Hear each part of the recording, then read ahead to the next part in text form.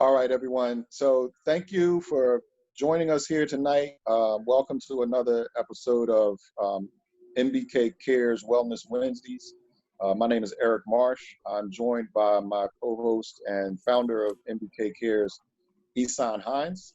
And we're going to be talking to you tonight with some behavioral health specialists around this from across the region who are going to help us kind of dissect what we're dealing with right now during this time of the COVID crisis, honoring the life of George Floyd and fighting for justice for him and his family and for all people who have been oppressed, as well as just dealing with some, wellness. We really want to get back to a space of wellness as individuals, as families and communities, but also as a country. So without further ado, I want to introduce Isan Hines. Isan? Hey everyone, again, as Eric said, my name is Isan Hines. I'm the president of MBKCares. This is, I believe, the 9th week of our Wellness Wednesday discussions. Tonight's discussion is Healing as a Process. We thought that it was important to talk about mental health on every episode. When we first started this, we set out just to talk about the pandemic, but you see the current climate of the country has us dealing with race relations, mental health in a way that we probably never thought we'd have to. But we're dealing with it and we're living, we're surviving. And we have a panel here tonight to help us to live well and to help us to help us to know about resources that are available. So we have excellent panelists. I'm excited to hear what type of resources and wisdom that you want to share tonight.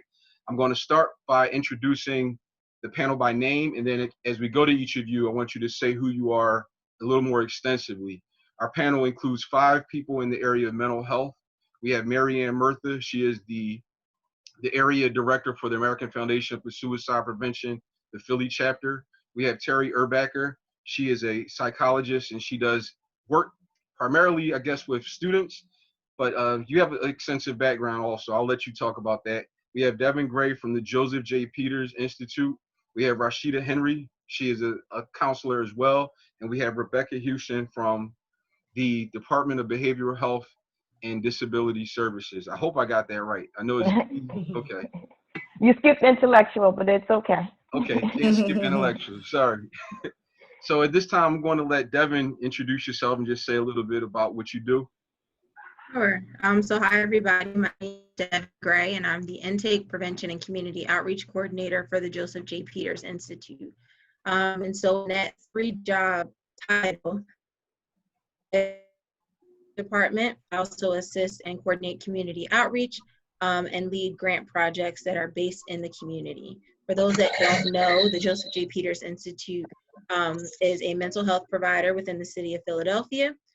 Something different about us is that we service offenders and we also service survivors.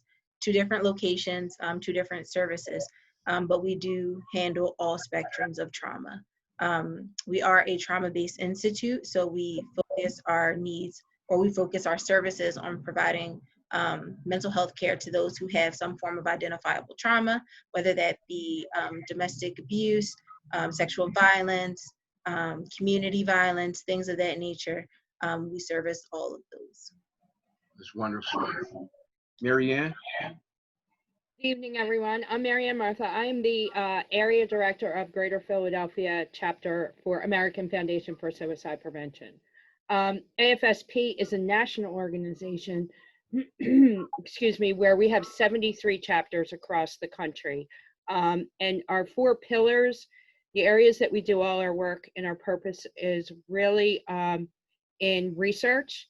So we are the #1 privately funded research organization around suicide prevention as well as mental health. Our other pillar, we have 2 founding pillars, research, and our second pillar is survivorship.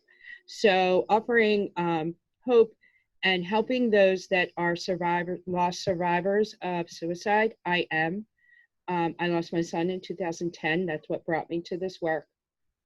So we offer healing conversations. We are part of the International Survivor of Suicide Day, which is always the Saturday before Thanksgiving, where we come across, there's 360 physical locations, but there's also a streaming clear across the world for those of us that are walking this journey. We also do education. That is also one of our main pillars, whereby we reach out to any kind of organization, workplace, other institutions to help really raise awareness through a wide variety of programs, whether it be for educators, first responders, religious organizations, workplace managers, leaders. And then our fourth is advocacy. We will be actually virtually storming the Hill, as I love to call it, on June 22nd, where we talk to our legislators locally, statewide, and then federally to talk about the bills that need to be changed and what needs to be done from funding to help us move to a culture of mental health parity. So I do the work in the Philadelphia area, so we service all 5 counties. So I have a very active, I'm very, very fortunate, a very active board of directors. Our organization is made up of primarily volunteers, and across the country, we have 1 million volunteers. Wow. Wow. Yeah. Wow. We have a walk coming up October 4th every year. It's the first Sunday of October every year. Last year, our walk, and it's at the Art Museum, our walk raised just a little bit under $678,000. Had I known that, I would have wrote the check for the difference. And it wasn't that much to bring me to 678. And then the other piece that was powerful, and I've been doing this for 8 years. So I lost my son in 10, started a team in 12, and have done I've been on every committee, board chair, and now I do this work every day as my actual career. So not many people get to say they wake up every morning doing their work, their life's purpose. And we had 7,000 walkers on the plaza on that day. And it's the most powerful day of the year. So thank you again for allowing me the opportunity to be on tonight. Thank you for being here. And I want to second that thought. The walk is very powerful. I've been to it for several years after losing my brother. So thank you for being here tonight and offering your voice and your resources. I want to go to someone who I remember you actually connected at one of her church events recently when they had a youth event, Rashida Henry. Yes. Hello, everyone. How are you? Hi, Rashida. Hi. So as Isam mentioned, my name is Rashida Henry, and I work for an organization called Community Treatment Teams in Philadelphia. This agency serves a forensic population of individuals who are chronically ill. So a lot of the individuals that we service have a diagnosis of schizophrenia and diagnosis similar to that. A lot of those individuals also, as I mentioned, have forensic backgrounds and are in some way tied to the legal system. And so the agency that I work for, we provide wraparound services to support and help and assist maintaining these individuals in the community. I don't know if a lot of you are familiar with the institution Byberry. Around 1989, there was a push to integrate a lot of individuals with chronic mental illness into the communities once the state hospital closed. And so hence, when that happened, my agency came about in helping to integrate a lot of the severely challenged individuals into the community. So as mentioned, some of what we provide to the individuals is clinical supports. We have therapists that support in providing wraparound services. We have forensic clinicians who definitely coordinate with the legal system on behalf of the clients. So that's communication with probation officers, public defenders, judges, just to make sure that there's some connection and eyes are put on those clients who aren't so resourceful and able to keep up with the communication of the legal system on their own. We have a vocational vocational specialist, I should add, that primarily tries to connect our individuals with employment resources and educational resources. As you know, with the stigma of mental illness, it's very, very challenging oftentimes for individuals to connect with employment on their own. And so sometimes having a resource like a vocational specialist helps, because you are educating employers on what mental illness looks like, and just helping them to be more open-minded about hiring individuals with mental illness.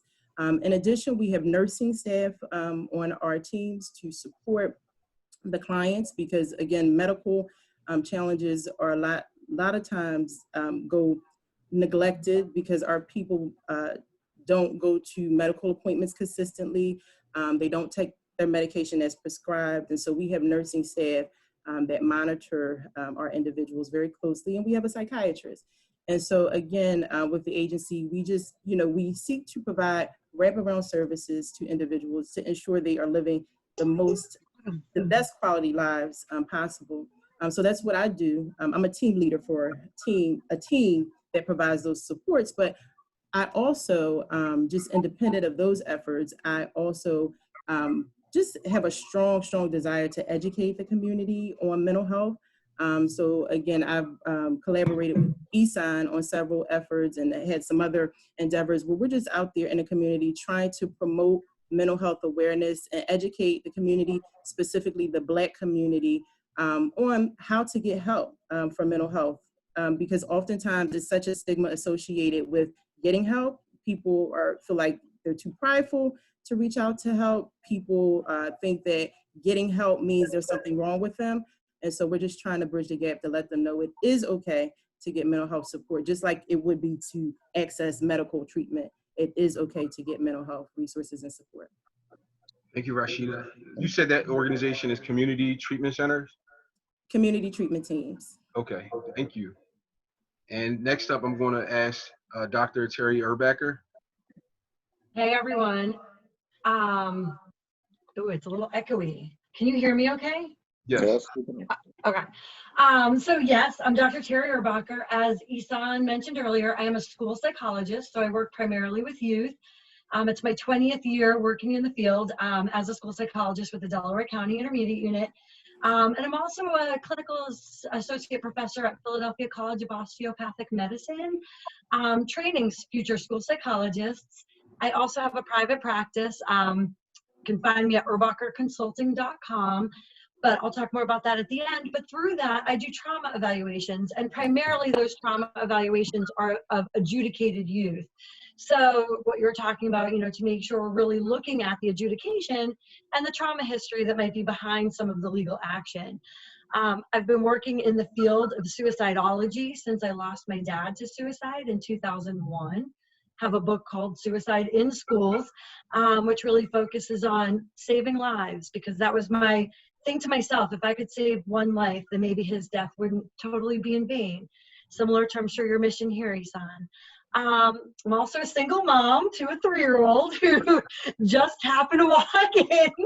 As a single mom, those are the things that, and I'm sure people watching this can relate, right? Like, those are the things we just can't control, and it is what it is. And there was something really important on her iPad she had to show me. So I hope that doesn't happen again in the middle, but I do apologize, but it happens. But really, with all going on in the world today, not only with COVID-19, but with the death of George Floyd and those before him, along with the ongoing racial inequity and social injustice, it would be remiss if I didn't sit here and acknowledge and recognize that I come to this panel from a place of privilege as a white woman. And I really look forward to these discussions with my colleagues on this panel. And I really am honored, and thank you for allowing me to be here. Thank you. Thank you, Terri. And last but not least, Rebekah Hughston. Hi, everyone. I am Rebekah Hughston, or I can go by Becca as well. I'm from DBHIDS, Department of Behavioral Health, Intellectual Disabilities. I'm in the Planning Innovation Division, and my unit is Community-Based Services Department, where I connect with organizations that work with the same mission as we do, with mental health challenges, dealing with recovery, also dealing with intellectual challenges. So we have service providers in our network, but my job primarily is to find community-based organizations that also have our same mission, provide the same services, but they have a more hands-on experience with the community. They know the people that are in the community. They've been born and raised with them, and they know the challenges that them and their families face. So myself coming in as a city agency, it's very important that we acknowledge those community organizations that are helping us do our work. We have waiting lists that are very long, and people need services, so that they kind of absorb a lot of that for us. So I make it a point to provide whatever support that I can, and that is how I got connected to ESON, is by providing a resource table at the Wellness Wednesday when it was in-person event. We also provide behavioral health screenings through health promotions under Healthy Minds Philly. We also can provide support by having a DBHIDS speaker come out. My thing is I want to provide the resources that we have at DBHIDS, but I also want to provide support because I know that community organizations are faced with tight budgets, tight staff, and tight resources. So I'm kind of the town crier for everybody, and I kind of am that bridge that gets everyone. And to echo Rashida Henry's point to the stigma of seeking out mental health, that's been one of my personal missions and passion. I'm also an artist, dancer, actress, theater producer, and general manager. And one of the ways that I've been able to cope throughout my whole entire life is being connected to the arts. So I just want to kind of preference that in this discussion is that's how I heal. I heal through music, I heal through dance, I heal through theater. And I know that connecting those community organizations that deal with healing, that deal with therapy, that deal with recovery is kind of how I made my way to DBHIDS. So my job is an event planning coordinator and administrative services, but I think I'm tasked with a lot more, and I'm happy to do it. And thank you guys for having me. You guys are amazing in your field. I don't have all those credentials, but I'm very excited to be in this panel with you guys. Okay. Well, I'm very, very grateful to have each of you on here. I wanted to give an opportunity for you all to set your credentials out there so that people know the areas of expertise that each of you carry. Because I know as we're coming to the questions, or we're coming to the framing of this conversation, we live right now in a very delicate climate where people are unsure of whether or not the world is even going to be here. Like if we're going to exist, there's people questioning whether or not this is the end of the world coming up, or whether or not this is just a period of anarchy or whatever. But our minds are constantly, they're under pressure. This year started off with, there were wildfires in Australia. We were already coming out of a holiday time where people are often dealing with heaviness, with Thanksgiving and Christmas. Those are times for me, and I'm sure for others, when you miss loved ones who aren't there for those holidays.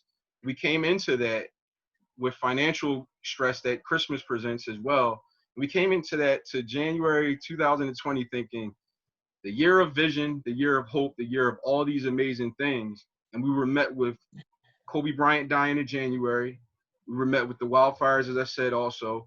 And then we were just met with just total sequence of like calamity. So right now I want to ask you all individually, even as people who are advocates for mental health, how are you dealing with it personally, the transitions that 2020 has presented? And I'll ask Mary Ann that first. Well, 2020 started out, for me personally, I started my job January 21st. And didn't know that this was my dream job, but it's certainly my dream job. So I entered it really excited. Literally my first day on my job was flying out to Denver to the national staff meeting where I got to meet everybody. So super excited, super pumped. And I was expecting my second granddaughter in April. So I was really anticipating 2020 being super exciting. Had a gala scheduled for March 13th. My first gala, I've been part of the gala planning, but this would be my first gala coming out, if you will, as the new area director. And on March 11th, I was told that I could not move forward with my gala.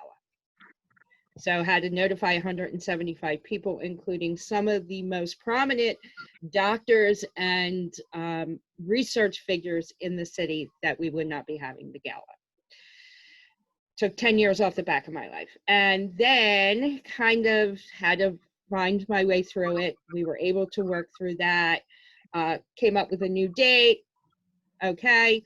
And then April 1st, my daughter went into labor. I was supposed to be her second coach and was not able to be there. Wow. So I missed being there in the delivery room for the birth of my second granddaughter, and she's 2 months old and still have not held her. Oh. So for me personally, it has been a whirlwind and a mixed bag of emotions. Thank you for sharing it. Does anyone else want to touch on that? Anybody else want to speak about how they've been dealing with this transition of 2020? Sure, I'll speak on anybody. it. Okay. So 2020 started off awesome. It was great. Coming into a new year, excelling in my career. And around March, I started feeling sick. And I'm like, okay, I'm just got a cold. I'm all right. Never had the flu a day in my life. And later on, come to find out that I did have COVID-19. And not only myself, but my father had it as well.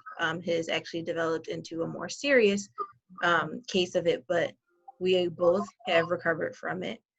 So through that, I will say, despite everything that is going on in our world and identifying as an African-American woman, I'm going to say my 2020 is going well. Number one, because I am here. Number two, because I've been able to maintain my mental health. As trying as it has been, I've been able to maintain my position. We've transformed to a virtual platform. I have my dad here with me, and that I know that my people will come out even stronger on the back end of this situation. So I'm going to say 2020 has not been the easiest, but it darn sure hasn't been the worst. Yeah. Well, I'm glad that you are surviving and that you've come out of this situation. Are you still coming out of it with messages of hope and encouragement for others who are still in it? Some people right now may be experiencing the very same thing that it's actually likely that somebody is touched by it in a certain way. And the racial tension that our world is under right now lets us know that if something has impacted one of us, it's impacting all of us anyway. Correct. So thank you for being vulnerable and for sharing that. Rashida, did you have anything you would like to talk about how 2020 has been? Sure. 2020, I will tell you, has been very stressful for me, especially at the start of just hearing about COVID-19, and that there were just so many uncertainties around, what caused it, how to protect yourself, when would we be able to resume our normal routines. And so it's been very, very stressful for me. In addition to trying to manage my own emotions and feelings, I supervise a team. So it's also helping them to manage their emotions and their experiences. And then in addition to the clients that we work with, because things are very, very different for all of us. In essence, people with severe mental illness, they're already in a pandemic of their own because they have been dealing with the social isolations and the ostracizing and the just families not being able to be in touch with them. So in essence, it's been very, very stressful for me, to be quite honest. But what I know that has been very helpful to me is just creating spaces for myself, my staff, the participants that we work with, just to be present with their emotions. A lot of times we treat emotions like a speed bump, meaning like if you're on the road riding, you hit it, you slow up on it, and you keep going over it. You really don't take time to sit with it, be present with it, and deal with it. And so for me, it's just creating spaces for myself, my staff, my participants, being very intentional just to sit with our emotions, be present with how we're experiencing, and deal with it and move forward. Thank you. That was excellent. And I know you, being a woman of faith, it's probably also been a time to realize the power of God in your life, right? Absolutely. Absolutely. Rebekah, would you like to add anything to this discussion with that topic about how 2020 has been for you so far? We wish it was still 2019. Okay, I need a do-over. I was getting ready to say, can I do it? Can I have a do-over? Yeah, I was going to say, Isan, do we get to do a do-over? I would love to get a do-over. But you know what? I'll take that back. I have to say something before you say something, Rebekah. I'm sorry. Go for it. Because of the beauty that I believe is going to come out of some of these tragedies, I actually don't want to do over. There's a heightened awareness that's come out of some issues that needed to be dug up. So there's some things I don't want to do over. But I wish that we didn't have to worry about going outside and we didn't have to worry about the end times as much. But no, I'm sorry, Rebekah, you got it. No, it's totally okay. I am actually a mixed bag as well. My sentiments are going to echo a little bit of everyone. 2020 started out amazing. As I shared with you guys, I'm the events planning coordinator. So I get to work with agencies across the city of Philadelphia as a city agency, and then I get to work with community organizations as well. So my 2020 started out so promising. I was bragging to my team, we have events booked all the way, up until the summer. We're going to be engaging the community. We're going to be getting these resources out. I was ready to go. I was the little engine that could. And then about the second week of March, they said, little engine, you can't. And we don't think you will be able to for the rest of 2020. We will not be having large gatherings of any kind. So I had my lip poked out, as I say to my children, and I was a little disappointed. But again, I'm in a unit and in a department called Planning Innovation. So I was able to be innovative. I'm able to put my artist hat on and be creative. I've connected with agencies that I didn't think that I would ever connect with. I've been able to connect with artists that I wouldn't have been able to connect with. We are coming up with amazing ways to use, social media, virtual platforms, and we're actually reaching more people through the virtual platforms as opposed to I was doing in-person events. We now have people tuning in from Chicago, from Atlanta, from California, from Nevada to our events. So they are looking at Philadelphia or as Pennsylvania as a guideline to how to deal with mental health and how to get rid of stigma. So I'm kind of excited about that.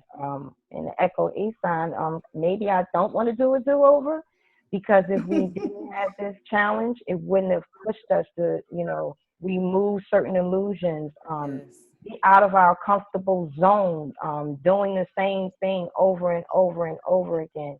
It forced me to wake up. It forced me to be thankful. It forced me to be grateful. My family gets on my nerves, but we started Zooming, and I get so excited to see them on the camera. We've been social distancing and maybe like finding ways to entertain each other. So I'm a mixed bag. I have my good days and I have my bad days. As I shared with the panelists before we started and before we went live, where I live at right now is very chaotic. So for the last 6 days, all I heard is gunshots, ambulances, and police cars and police sirens. And that's very nerve-wracking. And I understand the hurt and unrest. Rebekah? We lost your voice. We lost your audio, Rebekah. I'm sorry, Rebekah. I think we're having technical difficulties. We lost your audio right now. I'm sorry about that. At this time, I want to ask Terri, did you have any thoughts that you would like to share about this same thing, about the transition for 2020 for your life and your family? Sure. First, I was just going to say, Rebekah, it doesn't sound like COVID-19 could stop the little engine that could. You still seem like the little engine. But I echo what a lot of people said. Obviously, it's a scary time. None of us would like to get ill. We worry about loved ones. And I'm sad, I find myself going in waves, when COVID-19 first hit, I'm in tears with the adjustment. And then it's like, okay. And same with when George Floyd died. And then same with sort of the civil unrest. And I just find myself, okay. And then I regroup and sort of figure out what can I do about it.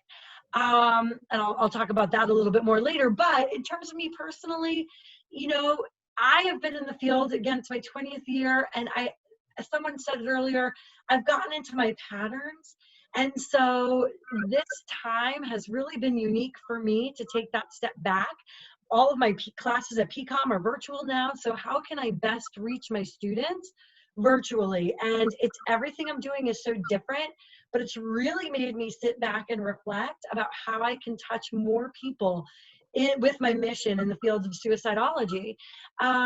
It's also made me sit back and reflect on my daughter. I mean, I work a lot. I love my mission. I love my field. I love the work I get to do.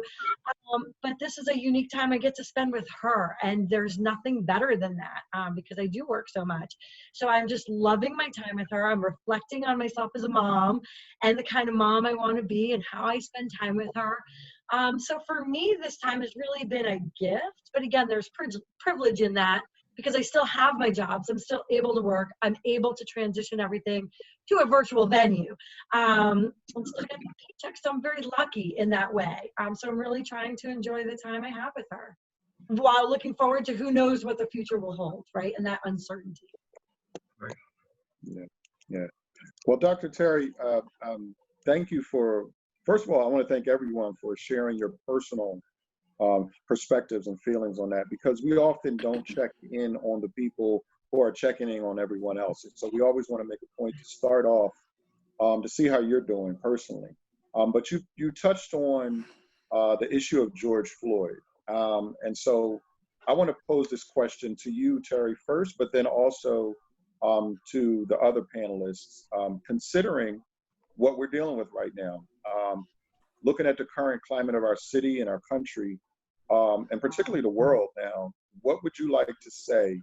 What would you say to Black men and boys to encourage them through this process and through what we are seeing across the country in relation to, you know, the violence that's been perpetrated on them? Yeah. What do you want to share?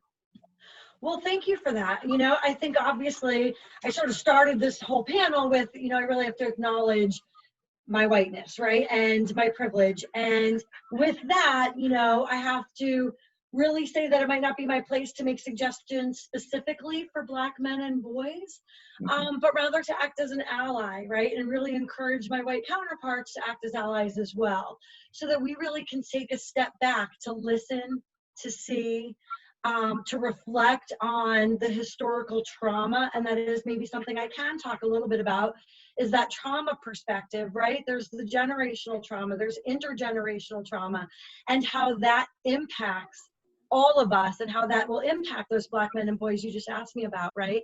And that we, you know, when we talk about how to move forward, you know, I really just hope and dream for a day where the racial bias, the inequity, the social injustice is something we no longer have to look forward to, and then we can truly move on. You know, in the meantime, we have to recognize where we are, and this trauma is something that is impactful. We have to sit with that. And then when we move into how do we heal from that, and that's going to be a little bit different from everyone, but boy, is it hard to start healing when things are still happening. You know, I hear Rebekah talking about what's happening outside her door, you know, the last 6 days.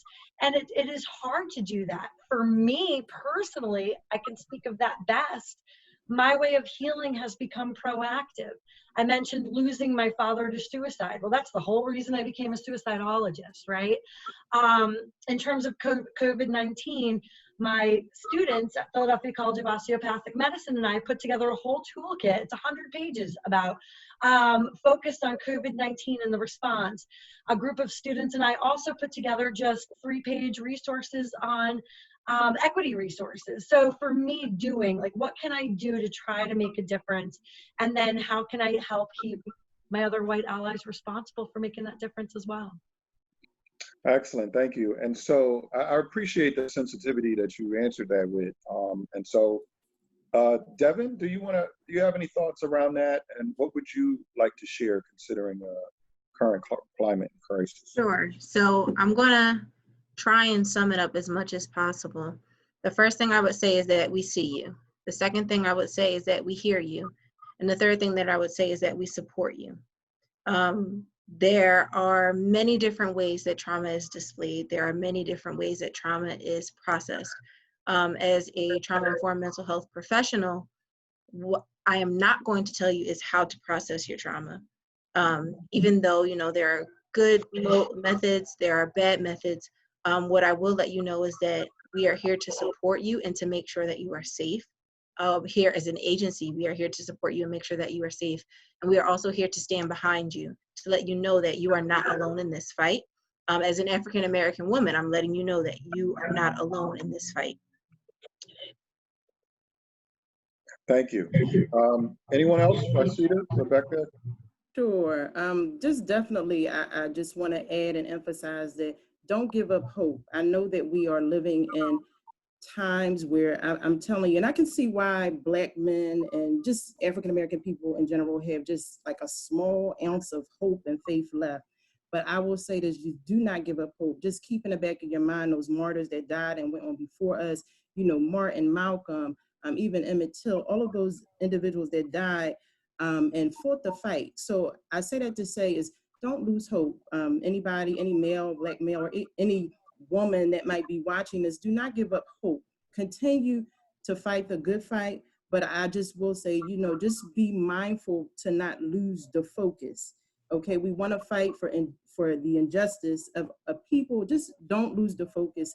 And definitely, I would just add that it starts with self-care, because at the end of the day, you know, our minds are constantly immersed with the media and the violence and the rioting, and just, you know, you're watching the news with what the police are doing, and it just causes a lot of just tension. I mean, I found myself one day just sitting on the couch crying, and I'm like, what am I crying about? You know what I mean? So just definitely finding ways to implement that self-care in the midst of this, being very intentional about what we are doing to care for ourselves, Black men, meaning being open to considering therapy. And even if you are not at the place where you think therapy may be something you want to pursue, just taking opportunities to find social groups such as this, where you can connect with a group of men that you trust, just to get this stuff off of your chest. Because bottling up the tension that it causes creates the explosive nature that we see in the communities now, because people are at a point now where the tension has built up. And so people become very explosive. So I just say, you know, just don't give up hope, number one, for our African-American men, but finding those ways to implement self-care, just so that we don't become so explosive. But I get it. I get it. And just like Devin said, that we see you and we hear you. And again, we are here as mental health professionals to support you, and I'm here to direct you as needed. Thank you for that. Thank you. Rebekah, did you want to add anything? Marianne, did you want? I just wanted to add one thing, just to piggyback on we see you and we support you, and the fact of keeping the hope. I just want to say the reason that the hope should stay there, and we kind of nurture that and give that whatever flame that we can, is because at the end of the day, as a Black woman, we need our Black men. And I don't know if Black men has ever heard us say that. You know, yes, we're strong, we independent, and yes, I can do it by myself, but I don't want to. You know, it takes a village and it takes a community. So we need them to continue to be hopeful and to be strong. And whatever we can do to help that, we need to do that. Because when we all come out of this, and we will, we need them to be there for us, you know. So I just wanted to put that out there. No, that's beautiful. Thank you. Marianne, did you want to add anything?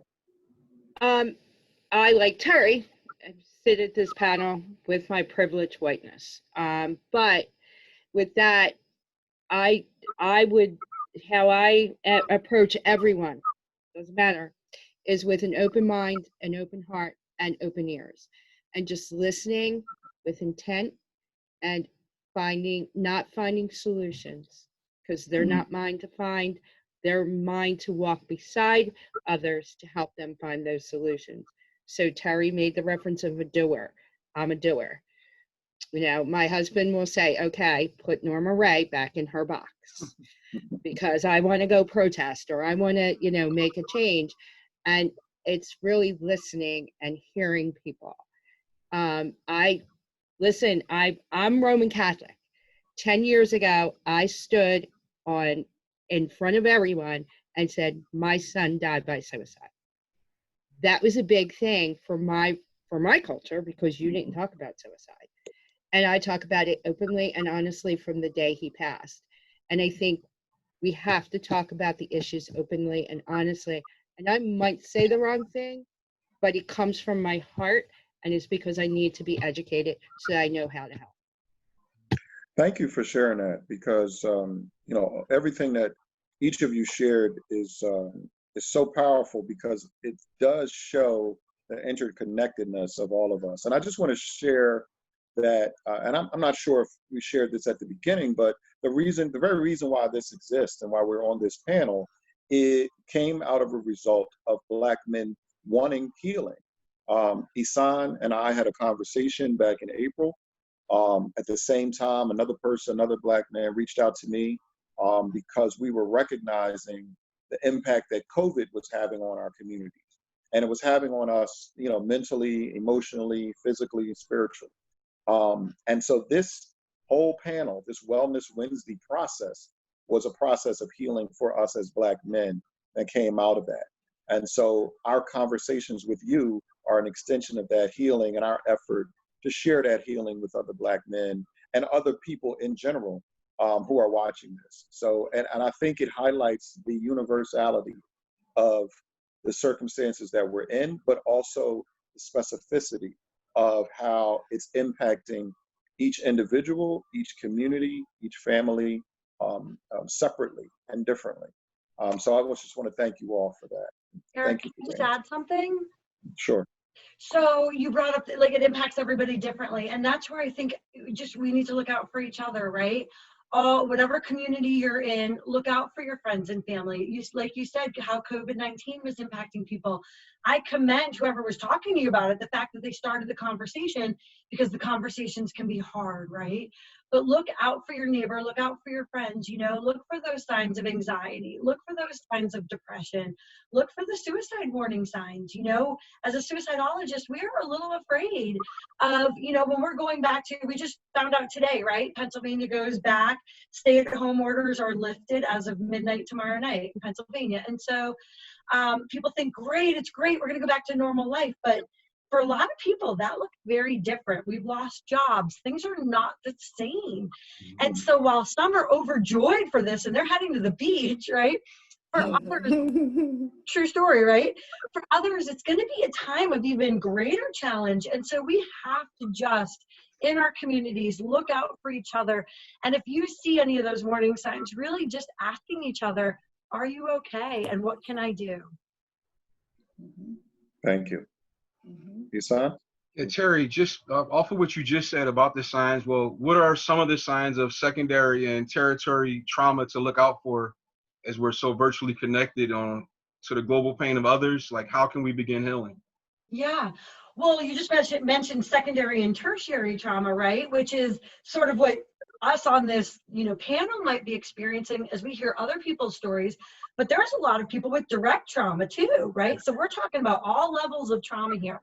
But the biggest things to look for are really the people that you know, are there any changes in their behavior? Are they irritable and angry? But again, this is a time to be irritable and angry, right? Because of what's going on. So starting the conversation, are you okay? To find out, what's the basis of that anger, right? Is it because of an unlawful death that shouldn't have happened? We're all, of course, but does it go beyond that, right? How deep is that anger? Do we need to suggest that they talk to someone? Are you noticing that they are isolating even more? Again, COVID-19, we're all isolated. So it's a hard time to address a lot of these things, which is why we have to start the conversation. Look for those changes of behavior. Look for people that are saying things like, I just can't do this anymore. You know, they're expressing hopelessness, that it's never going to be good again. It's never going to be the same. You guys have all talked about the little bit of hope we all still have, or the lot of hope. And, you know, but when people are hopeless, they have none, that's where I really start to get concerned that with everything going on, they're not seeing that ray of light. They're not seeing the hope for the future, that while it's a really challenging time, part of the goal of that time is to get to the other side, and they're just not seeing it. So any of those changes that you're seeing the hopelessness, they're really just defensive and keeping you at arm's distance and backing off. I would be a little worried and start that conversation. Rebekah, would you like to add anything to that? Identifying some of the second signs or in the tertiary signs? Yes and no, but I'm just going to preface it with, I have no letters following my name, no clinical background, but from the information that my colleagues have shared with me to provide on to you guys is headaches. And again, like Terri said, irritability, you know, loss of hopelessness, not sleeping at night, getting hot, overwhelmed, losing focus and not being able to keep thoughts, being compartmentalized. Like, those are all signs that I've been taught by taking my training to look at for myself. When I find myself getting upset and I don't know why, or I can't keep on to a thought or to a focus, I kind of know that it's a moment to check in for myself. So I make sure I pay attention, like Terri said, I make sure I check in with other people. And even if I get that answer, oh, I'm okay, I'm fine, I pay attention to body language, and I just pay attention to what they're exhibiting in front of me while I'm looking. And no, I'm not a clinician and I'm not a professional, but I am going to check in. I'm checking in. But you're someone who cares, Rebekah. That's the most important part, right? And you do the work. You are That's out there right. doing the work, and I think that's, you know, it's important to recognize that you know, one of the things that is important about community is community, you know, doesn't necessarily require a degree. People's healing, you know, it requires us to have love and compassion and concern, and be willing to listen. And I think from what I see, you're an expert at that. So, Yeah. Thank you. I try. Would anyone else like to elaborate on this? To kind of go to what Terri was saying, when we do our trainings, we talk about change in mood, meaning too much sleep, not enough sleep, irritable, just they're somebody that's happy-go-lucky, and, you know, yes, we're in this unusual time and we're met with unusual and mind-boggling circumstances, but I personally felt myself isolating beyond isolating. I didn't want to talk to anybody. I didn't want to get on Zoom. I didn't want to, and I had to talk to someone about how to move forward. If they're saying those things of hopelessness, like Terri said, I don't have purpose, I don't understand, I don't want to be here anymore. And then while we all may be drinking a little bit more alcohol than we normally would, if you're seeing someone to use that as self-medication, the mood, talk, and behaviors are the three areas. And it's okay to say, are you having suicidal thoughts? I want to break, one of my personal missions is, I have two personal missions. One is to break the idea that asking someone that question directly will put suicidal thoughts in their head. It will not. Asking them is going to break the silence. And they might say yes. And they have someone that they know cares, and you can get them the help that they need. And that's just telling them. And there's a do's and there's don'ts. We do not say the word committed. We say die by suicide. We do not say complete. We say attempted to take their life or they took their life. And just saying things like, oh, tomorrow's a better day, you'll feel better. That that actually hurts, because now the person that is struggling now feels like you're not hearing them, you're not listening to them, and you're just kind of passing them over. Take them privately, have a conversation, ask mindful, impactful, thoughtful, from the heart questions. And if they are struggling, find a way to help them, whether it's going to the hospital or calling their primary care doctor or calling 1-800-273-TALK and staying on the line with them.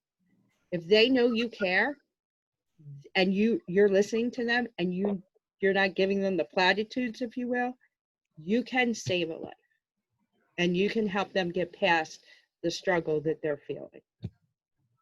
I just want to jump in and share, Marion, can you repeat that number? And I also want to encourage the other panelists, because we're running long, feel free to share resources as they come up or as the conversation comes up, because I'm not sure how much time you guys can share with us, but we want to be here to have a full conversation. But we also want to make sure that people get access to the resources. So I want to be mindful of the time, but also be proactive in providing information. So if you have somebody that's comfortable in calling, sometimes you may not want to, but the number is 1-800-273-TALK. It's the suicide hotline, crisis hotline, 24/7, every day. There's always counselors available. If someone's not comfortable in picking up the phone, then text TALK to 741-741. Excellent. Evan, would you like to say anything? You pretty much summed it all up. I would definitely say be intentional with how you check on individuals. And just because you check one time, don't forget to follow up again. So just be intentional, keep it in the forefront of your mind and not in the back. And also to check on yourself. It's time for self-reflection at this moment. So know when you need to get help. If you're feeling unusual, reach out to someone. There's always someone there, whether it be a parent, whether it be a child. Hi, can you hug me today? Yeah. That can go a long way. You don't have to unload on your child, and I do not recommend that at all. But just a hug can really go a long way for some people. Yes. I want to say something about what you just said there, because I know with the homeschooling conversation we've been having the last couple of weeks, we were learning like some of the trauma that's experienced, or some of the difficulties that's experienced at home, with parents having to learn how to be teachers full time and students now having to learn independently from people who weren't trained to teach them.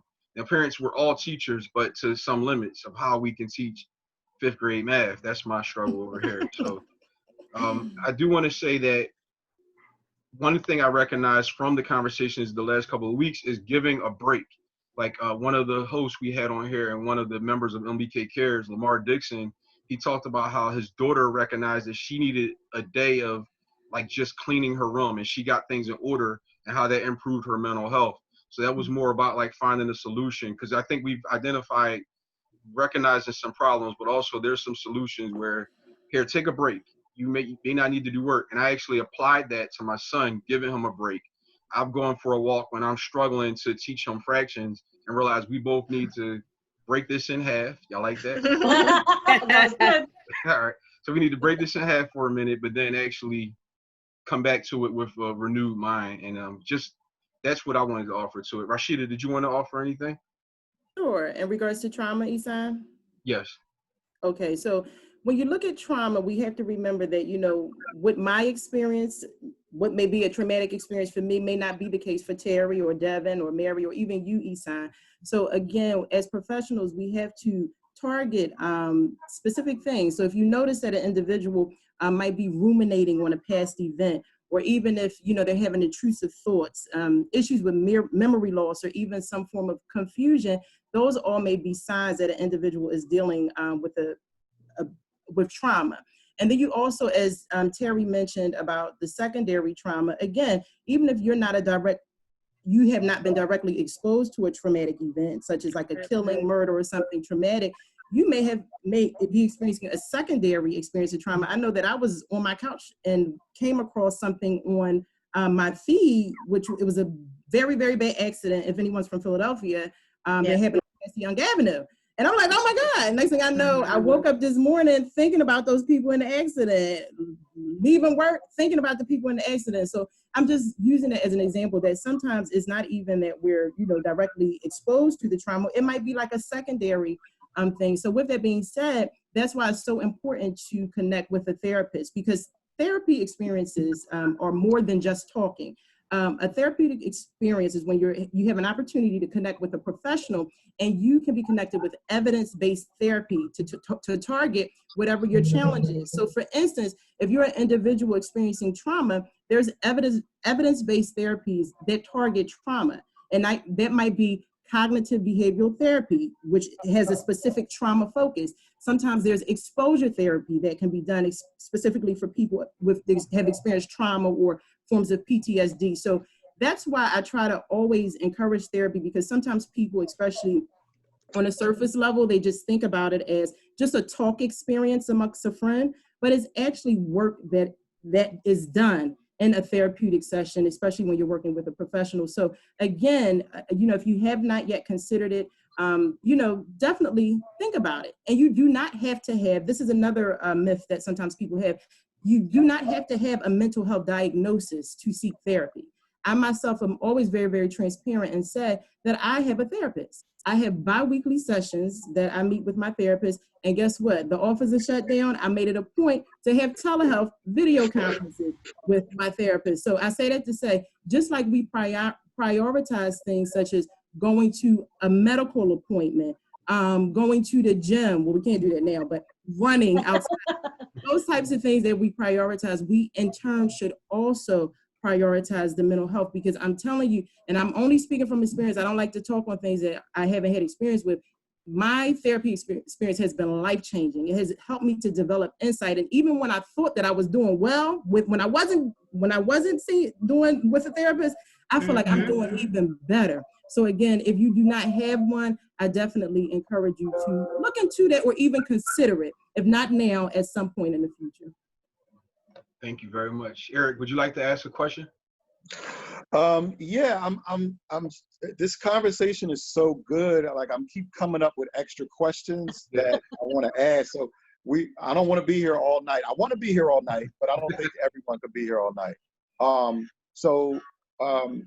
I want to jump to, we have some people on Facebook who had a couple of questions. And I want to jump backwards to something that I think Mary Ann might have touched on, but it relates to something we asked earlier, and everyone talked about this. So I want to ask the women of color that are on the panel first. And this is from, we have two questions. The first question is from Deborah Henry from Facebook. And they asked the question, is it ever too early to talk with children about racism?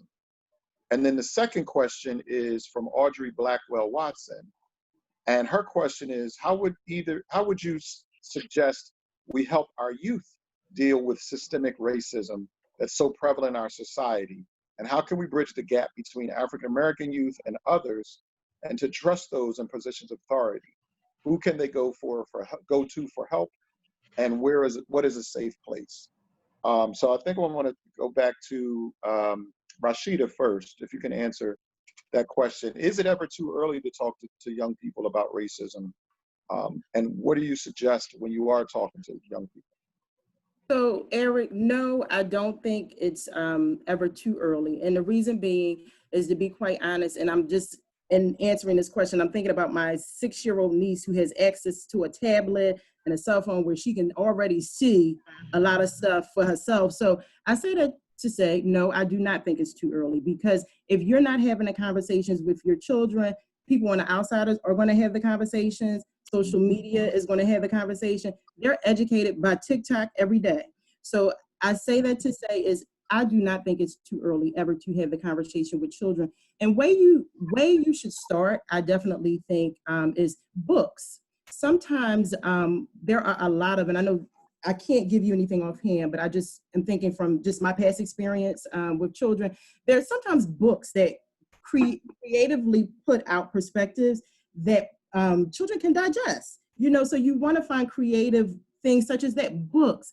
Sometimes there's even games that may be able to create an element of learning for children. And so, again, I can't think of anything offhand or even any books to offer you at this time, whoever had that question, but I would definitely say, no, it's not too early. We do just have to be very creative about how we present the information to our children, because at the same token, we don't want to create too much of an element of fear in them where they're like fearful to, go out and things of that nature. But I don't think that we should withhold everything for them, because I feel like if we're not sharing things to them to a degree, they're going to be exposed by other elements such as the TikToks and the Facebooks and the Instagrams of the world. So again, I think that we do need to share those things with our children. We just have to create a safe space and find creative ways to provide them with the information.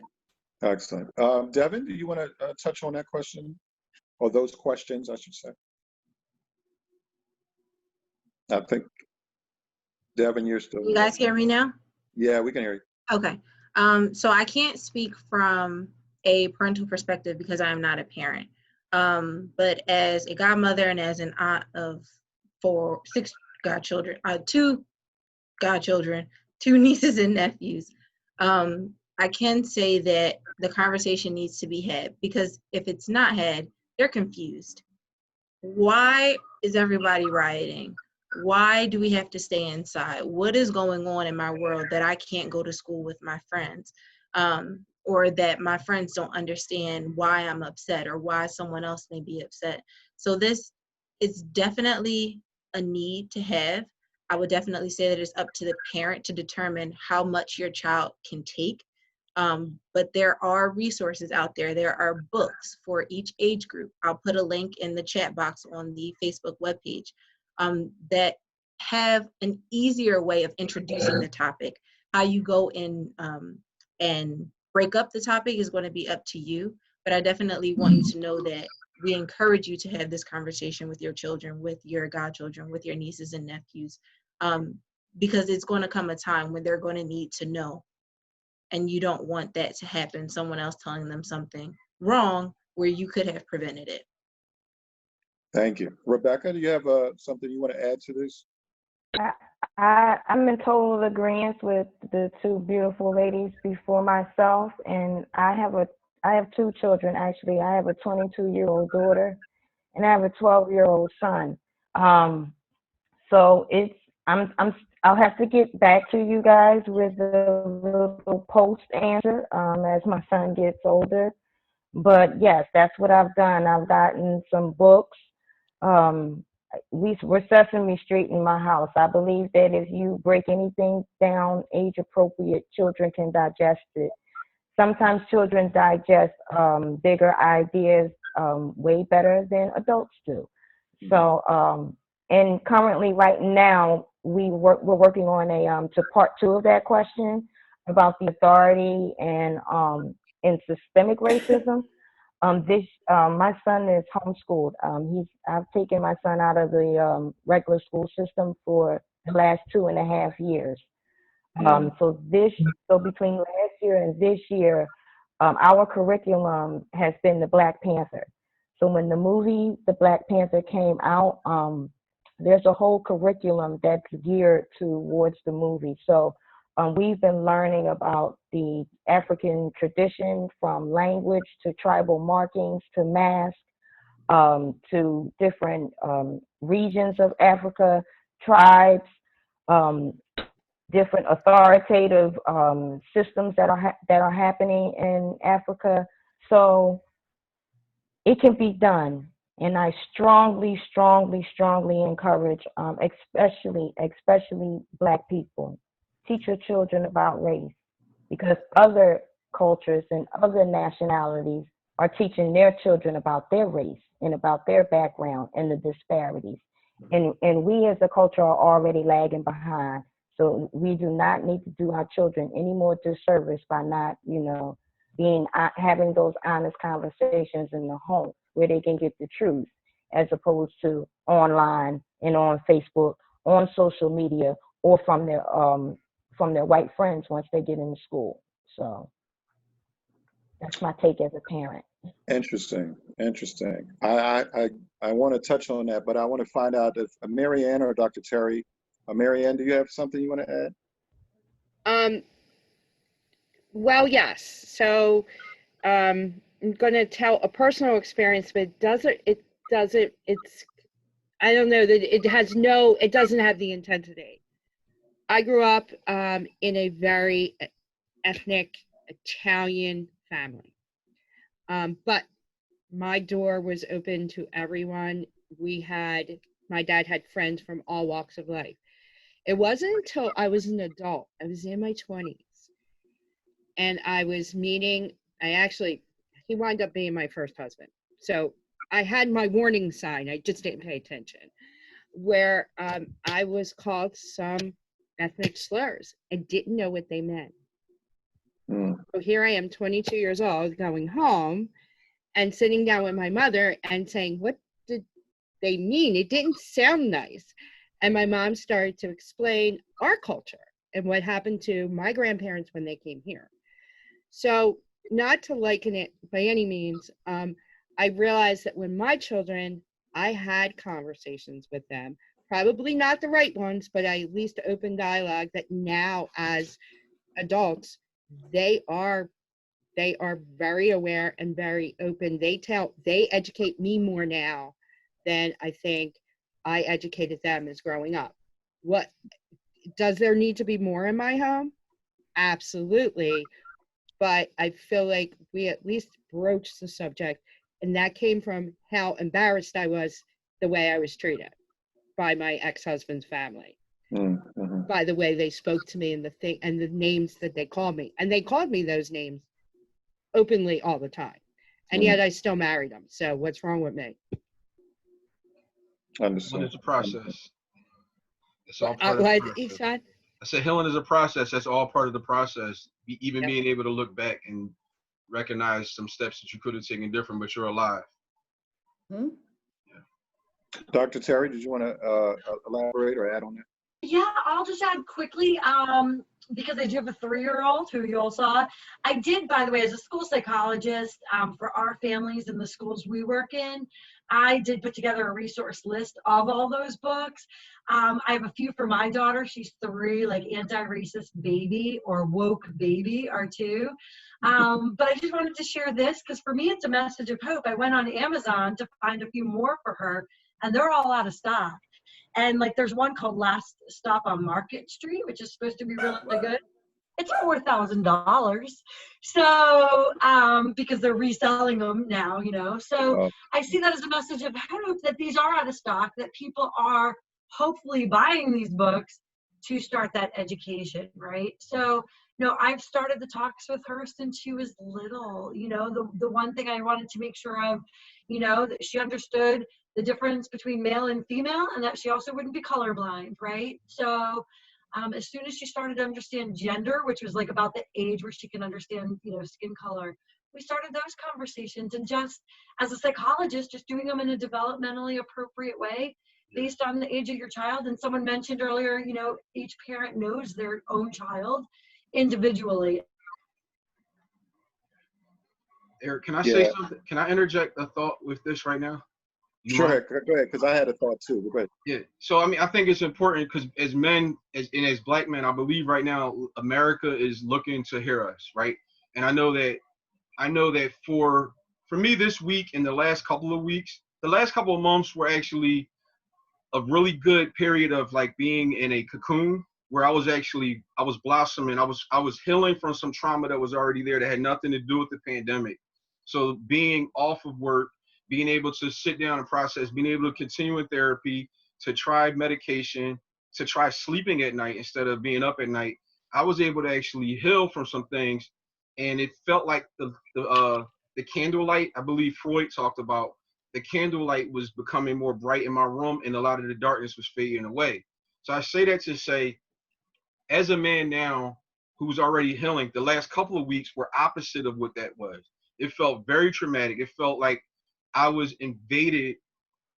My home was invaded. That's what it felt like. It felt like somebody came in and changed the way that I was feeling, and the whole nation felt that at the same time.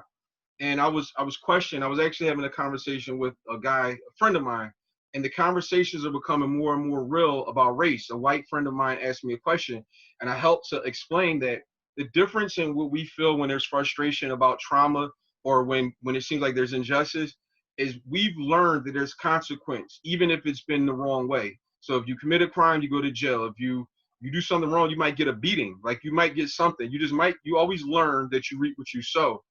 And when it comes to the types of things that we witnessed over the last whatever, I can't just put it in a few years, but it's always been without consequence. It's always been with just there. We don't get to see justice carried out where a person winds up in jail. We just see them lose their job. And that doesn't seem fair. So because of that, not only do we wind up seeing consequence only come to us, we also don't always get what we do deserve. So we get more punishment than we often deserve, but then when we earn something, we don't get it. So when the conversations about race come up, this is what hit me this week. I was a high school valedictorian, and I was robbed of opportunities. I earned something and didn't get the opportunities that I actually earned. So that kind of stuff can impact your mental health in ways that play out over the next 10, next 20 years. And I realized, like, decisions I made coming out of high school, where I was on a path, I got accepted to West Point and to the Air Force Academy as valedictorian, and I didn't have an opportunity to carry those out. Now, in hindsight, I'm grateful to be alive now, but I also wonder, God and being sovereign, what would have happened if I actually got the opportunity that I did earn? I'm tired of looking back saying it worked out for my good. That's a good way to look at it from a godly perspective, but how come I can't have what I actually earned? I have a friend of mine who did a 20-page paper, and he got an A, and he got accused of plagiarism because it was too good. That's all I'm saying is, so the conversations about race, they don't only have to do with not saying slurs and stuff. It has to do with when we're in opportunities and positions of authority. Do we hire? Do we grade papers fairly? Do we treat people as human? And treating somebody as human means, if I'm going to punish this person this way, the other person should get punished the same way. If I'm going to reward this person one way, I'm going to reward the same way. That's all I wanted to say. Well, thank you. That's powerful. I mean, wow. Like, I want to take it back to children, right? And so for me, this idea, you just elaborated on it, but I want to take it even back to childhood and say that, you know, as a parent, I'm a parent of adults and young children. And so it's important that we recognize the fact, and I think Rebekah touched on this a little bit in terms of the use of the Black Panther curriculum to teach her children about African culture and African history. I think it's imperative in what we're seeing that we need all of America to teach all of its children those curriculums about the values of all people, but specifically Black culture, Black American culture, Black Afro-Caribbean culture, African cultures, because Africa is not one culture, right? And so I think we need our parents to not only delve into what their own culture might be and teaching their children that thing, because if you're in a community, that's going to be reinforced in some kind of way, right? There are cultures and then there are subcultures. So that is going to come. You should pay attention to that.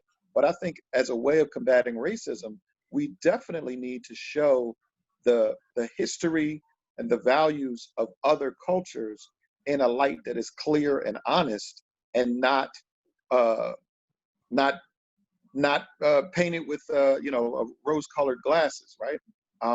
As long as we are showing all of humanity, and also undoing the systemic racism that already exists. See, it's not enough to just say I'm colorblind, or that I want to put my child in this particular environment. We also have to work to undo a lot, because we know, and this is something all you have to do is look around the country and look at 1600 Pennsylvania Avenue, and you can see that there is a concerted effort to reinforce those negative stereotypes and those negative beliefs. And so I think it's imperative as parents and as professionals that we work really hard to undo some of the negative that's been put in this place. So for me, in relation to this conversation about children, yes, curriculum is important. Having teachers that look like the children that they're teaching is important. But also understanding that there is a real rich history that we all can share about all of our cultures that will level the playing field. And we have to work to dismantle that systemic racism. So, Isan, did you have a question that you wanted to ask? I know we're getting close. I like what you just said, and Eric, I just wanted to say, like, that conversation and that understanding is learned both ways, because I remember going to the Jewish History Museum with my daughter a few months ago, and it was interesting being able to learn about a culture that I wasn't able to see it from their point of view about a lot of things. And with that comes more compassion. Like, for someone to give up privilege, it's a sacrifice, you know what I mean? So it takes a balance for us to want privilege, but it also is a sacrifice for someone to give it up. But it's a conversation that I'm really grateful that we're having right now. I wanted to ask a question actually from one of the Facebook guests. Lori Smith actually posed a question, and it has to do with resources right now. Lori asked, are there any therapy options for those who can't afford the average cost of therapy, nor have any insurance that covers it? And the second part of that question is, some people can't access therapy right now for a number of reasons. How can those people practically handle high levels of anxiety, stress, fear, grief, etc. in this time? Does anyone want to answer that question? Sure. I'll start as a mental health provider. So something that's very unique about JJPI is that we are solely Medicaid funded. So all of our participants are on Medicaid. We do not accept personal insurance or privatized insurance. So that is a resource. I will put our contact information for intakes in the chat box or in the comment section so that you all have access to it. But there are a host of other resources. Sometimes we find that it's a little bit harder to go to private practices because, there are higher costs associated because they're running a business. Essentially, they have to support themselves as well. So when it comes to finding mental health resources that are cost effective and, fits your situation, definitely the first thing I would do is go on Google. Google is my best friend. Second thing I would do is, if you are a Philadelphia resident, go on DBHIDS on their website, or go on CBH. And you'll be able to find a list of providers within the Philadelphia area. And you'll be able to find out, what their insurance restrictions are or are not, specifically for JJPI. Like I said, we are Medicaid funded. But if you guys have any questions about that or about connecting with other resources, myself and I'm sure my colleagues will be more than willing to assist you with that on a one-on-one basis or personal level. Excuse me, I gotta interject right now. We're going to probably have to wrap this up. I'm not sure if everybody else got warnings, but I got warnings of a tornado warning right now in the area. Are y'all experiencing heavy weather? Yes. Yeah. Okay. A little bit of rain over here. I don't know if it's just a little rain. I feel a little bit more going on, but I want to make sure that we all are taking safety. I'm going to make sure that I share all the resources that were shared in the comments, and also the different attachments that I'm going to post with this video in post-production. I'm sorry to the Facebook audience, and I really apologize, but safety first right now. Like, there's warnings coming through my phone, and it seems like something is about to hit the area. So if anybody's watching this, also take shelter. And thank you all. I'm sorry. I really, really apologize. This is not the way they wanted to end. Well, Terri? no, I'm just going to say, Isan, you're just demonstrating and modeling. We have to take care of ourselves first. So thank you all for the conversation. Thank you, everybody, for joining. And thank you, Isan, for hosting. Thank you. I appreciate you all. And to our audience, I'm sorry. We're going to bring on some more of these same panelists. And if you could, tune in tomorrow night.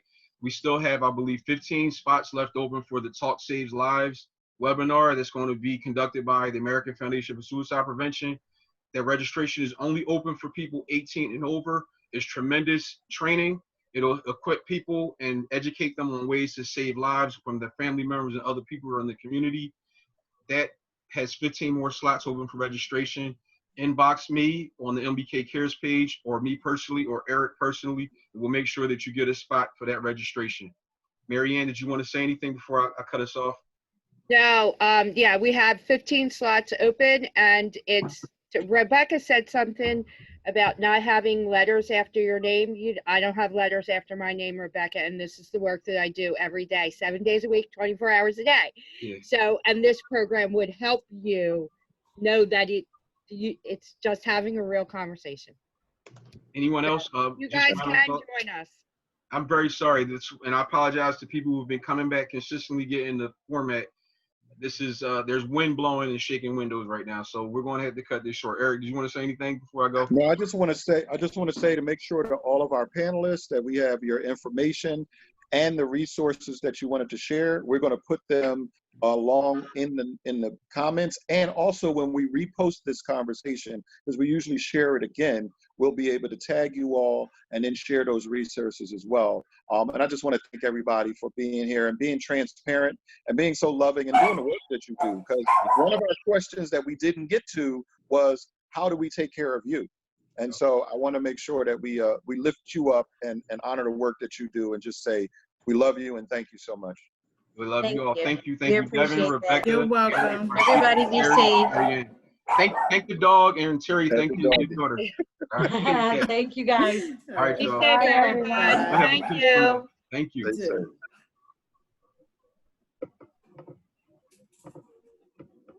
safe.